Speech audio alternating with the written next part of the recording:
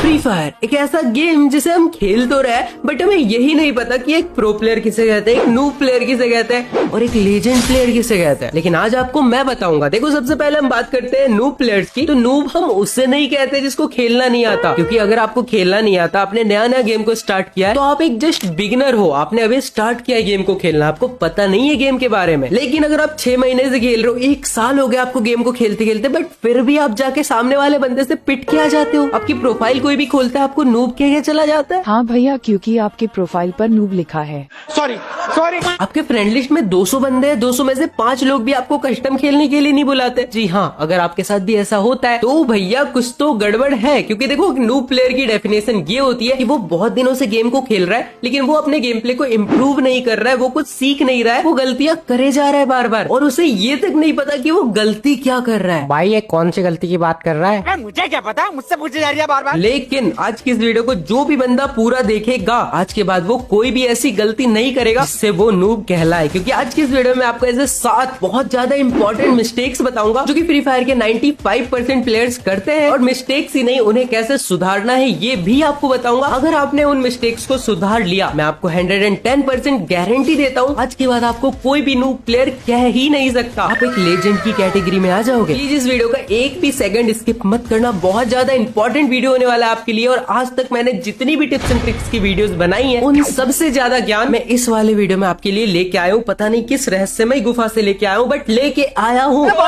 जल्दी से वीडियो को शुरू करते हैं। Mistake number 1, profile. आपका प्रोफाइल जो होता है, आप दिखते जैसे हो आपको वैसे ही जज किया जाता है। आपकी योग्यता को बाद में देखा जाता है, लेकिन first impression is very important. But आप यहाँ पे एक बहुत बड़ी गलती करते हो। आपको यही नहीं पता कि आपका प्रोफाइल अच्छा दिख भी रहा है या फिर नहीं, या फिर आप अपने प्रोफाइल को अच्छा करने के लिए क्या कर सकते हो, आपको यही नहीं पता। अब मैं रुको 1 मिनट, वीडियो में आगे बढ़ने से पहले कैसे यहाँ पे आप लोग प्रूफ के लिए देख सकते हो, मेरे को यहाँ पे 1500 का रिडीम कोड बिल्कुल फ्री में मिल चुका है। एंड फाइनली यहाँ पे मैंने रिडीम भी कर लिया है। एंड लिटरली भाई लोग, आप लोग यकीन नहीं करोगे, मैंने इन्हीं पैसों से हमारे गेम के अंदर आए इस बुइया की लेजेंडरी बंडल और इस न्यू टॉप अप इवेंट को भी बिल्कुल फ्री में निकाल लिया। और आप लोग भी मेरी तरह बिल्कुल फ्री में 1500 का रिडीम कोड ले सकते हो। लेकिन उसके लिए अगर आप ये वीडियो फेसबुक से देख रहे हो, तो इस वीडियो के कमेंट बॉक्स पे मैंने एक यूट्यूब वीडियो का लिंक दिया है, जल्दी से जाके वो वीडियो देखो, आपको भी पता चल जाएगा कि आप भी कैसे बिल्कुल फ्री में ले। बता दो आपको अपने प्रोफाइल को कुछ ऐसे सजाना है जैसे कि आपका प्रोफाइल कोई खजाना है। और हाँ, सच में ये एक खजाना है। जैसे कि मैं यहाँ पे अपने फ्रेंड लिस्ट में किसी के भी प्रोफाइल को ओपन करता हूँ, FG पांडा को ही ले लेते हैं, तो मैंने इसका प्रोफाइल खोला। यहाँ पे आपको दिख रहा होगा XM8 में 29 नंबर पे आप अपना ऐसे किसी भी गन में मास्टरी कर सकते हो, नंबर 1 पे आ सकते हो। उससे तो आपको भाई एक गजब लेवल की इज्जत मिलेगी। साथ ही साथ आपका गिल्ड बहुत ज्यादा मैटर करता है। नाम, बायो, ये सब तो नॉर्मल बात है, बट आपका जो गिल्ड होता है ना, जैसे कि ये है FG ई स्पोर्ट गिल्ड में, इसका लीडर हूँ मैं। बीबेज है मेरे पास, प्लस मैं एक यूट्यूबर हूँ, 4 मिलियन सब्सक्राइबर है। तो कोई भी बंदा देखेगा ये एक बीबेज यूट्यूबर के गिल्ड में, तो ये एक अच्छा प्लेयर ही होगा ना, तो उनके मन में ऑटोमेटिक रिस्पेक्ट बन जाएगी कि भैया ये तो अच्छा प्लेयर है, ये तो एक यूट्यूबर के गिल्ड में। देन आपको क्या करना है, यहाँ पे बुया पास। अब मैं आपको बुया पास लेने के लिए नहीं बोल रहा, आप बुया पास मत लो,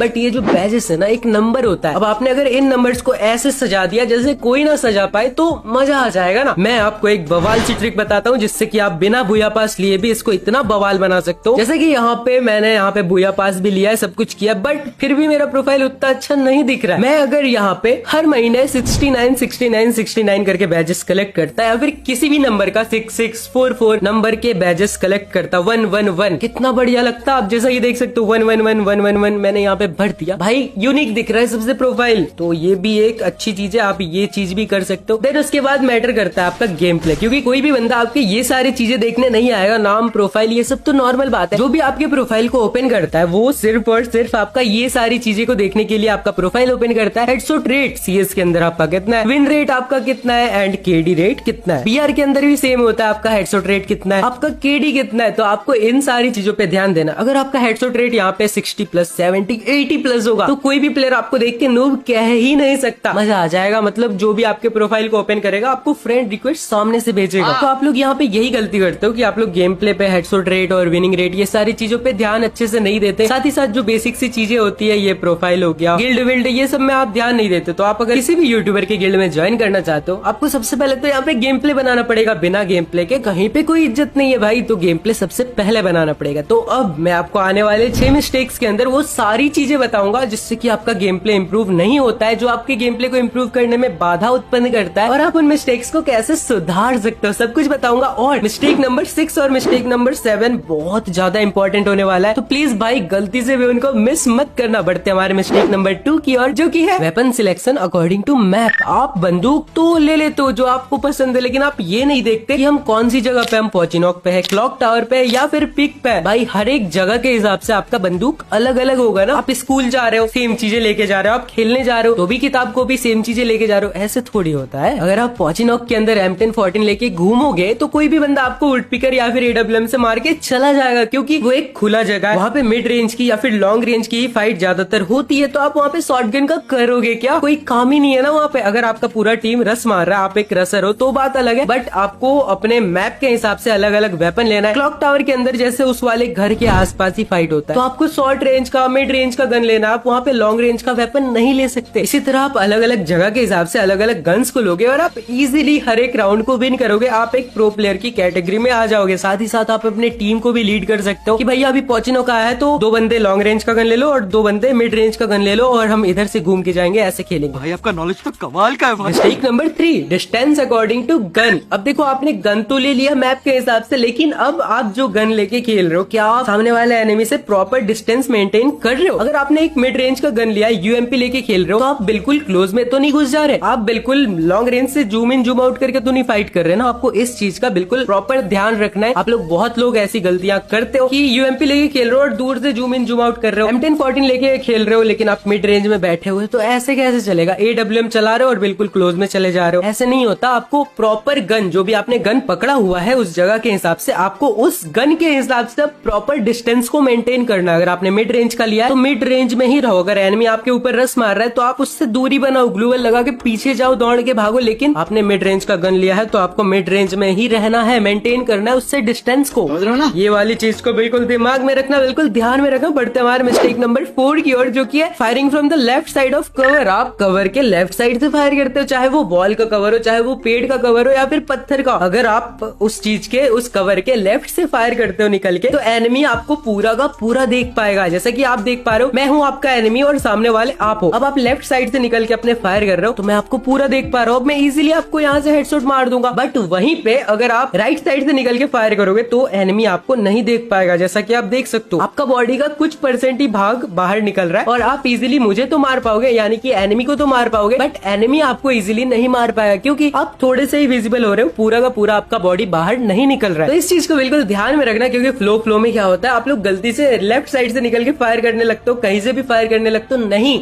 अपने आप को हमें सामने वाले एनिमी को पूरा नहीं दिखाना है। अगर हम उसको अपना पूरा बॉडी दिखा देंगे तो वो इजीली किसी से भी मार देगा, AWM से हेड मार देगा बैठा के, या फिर किसी भी गन से। आजकल ड्रैग मारना बहुत ईजी है, थोड़ा सा ड्रैग करेगा आपको हेडशॉट लग जाएगा, आप वहीं पे खत्म हो जाओगे। और खास करके जो बंदे AWM चलाते हैं वो लेफ्ट साइड से अगर स्कोप करके एनिमी के ऊपर बैठाएंगे तो भाई स्कोप करने में कितना टाइम लगता है आप समझ रहे हो ना। आप स्कोप करने के लिए निकले, भैया आप क्या स्कोप करोगे, 3-4 बंदे आपको स्कोप करके खत्म कर दिए वहीं पे। तो प्लीज लेफ्ट साइड से फायर करना बंद करो। जब भी फायर करो राइट साइड से बिल्कुल थोड़ा सा निकलो, थोड़ा सा फायर करो फिर घुस जाओ। अगर आप AWM भी चला रहे हो तो आप राइट से निकलो, स्कोप करो, फिर थोड़ा निकलो, मारो, फिर घुस जाओ। तो ऐसे करके आप अपने आप को थोड़ा भी नहीं दिखा सकते हो एनिमी को, और आप इजीली किसी भी एनिमी से फाइट कर सकते हो, आप भी जीतोगे भाई। ये एक प्रो प्लेयर की निशानी होती है, अपने आप को सामने वाले एनिमी को दिखाना नहीं होता है, समझ रहे हो ना। बट हमारे मिस्टेक नंबर 5, अरे यार कितना मिस्टेक बताऊंगा। अब मिस्टेक नहीं, आपको एक ट्रिक ही बता देता हूँ, ठीक है। ये ट्रिक मैंने 2-3 दिन पहले ढूंढा है, मतलब मजा आ जा रहा है इस ट्रिक को यूज करने में। आपको मैं बताऊंगा, आप शॉक हो जाओगे। अब आप अपने जॉयस्टिक को यूज करके पता नहीं क्या क्या कर सकते हो। आप ऐसे जाओगे सुसाइड करने के लिए, कूदे, देन आप फिर से अपने जॉयस्टिक को इधर लाओगे, आप पीछे आ सकते हो। मतलब आप जंप करने के बाद आपके ऊपर आपका कंट्रोल रहता है। पहले ऐसा नहीं होता था, आप जंप करते थे उसके बाद आपका कंट्रोल आपके ऊपर से हट जाता था, बट अब आप जंप करोगे ना तो आपका जॉयस्टिक काम करेगा। तो यहाँ पे बहुत सारी चीजें इससे हम कर सकते हैं, जैसे कि मुझे ये ग्लूवल पार करना है। अब मैं इस ग्लूवल को कैसे पार करूंगा, मैं जाऊंगा इधर जंप करूंगा, देन अपने जॉयस्टिक को घुमा दूंगा, मैंने ग्लूवल पार कर लिया भाई, अबे मैं पार कर लिया। ऐसी बहुत सारी चीजें आप कर सकते हो, इस खिड़की से उस खिड़की में जाना, बहुत सारी चीजें, ठीक है। इस वाले ट्रिक का आप यूज करके बहुत अच्छी अच्छी चीजें कर सकते हो, जिससे कि आपका टीममेट अगर आपको देखेगा तो वो उसके मन में आपके लिए रिस्पेक्ट और बढ़ जाएगी। अब अब बढ़ते हम धरती के ब्रह्मांड के सबसे बड़े मिस्टेक की ओर। Mistake number 6,